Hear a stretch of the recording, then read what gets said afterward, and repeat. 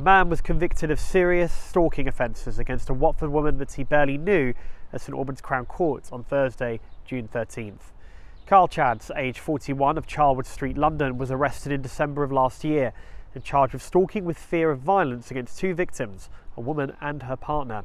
He was also charged with burglary, criminal damage and trespassing with the intent to commit a relevant sexual offence.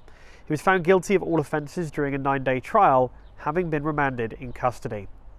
The court heard how Chads, despite having only met his female victim face to face 3 times, bombarded the woman with texts, phone calls and voicemails as of October 2023.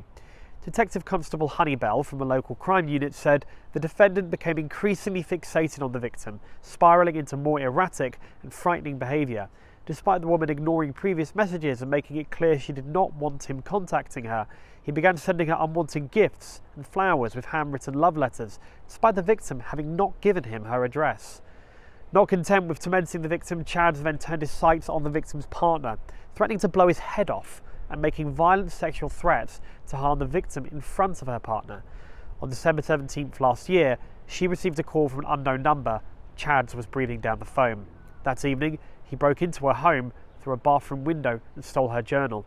Detective Honeybell continues, "Fortunately, she was not at home at the time, otherwise he may have followed through with his threats. Safeguarding measures were immediately put in place. However, not content with his earlier actions, he returned to her address, breaking 2 glass panels in the front door and reaching into the property. We believe that Chads intended to follow through with his threats of violent sexual assault, but we were there waiting for him and arrested him. He is a very dangerous man who has made the most serious of threats against a woman and her partner, both of whom he hardly knew." Chads is due to be sentenced on July 23rd later this year. This has been Bryn Holmes for My Local News.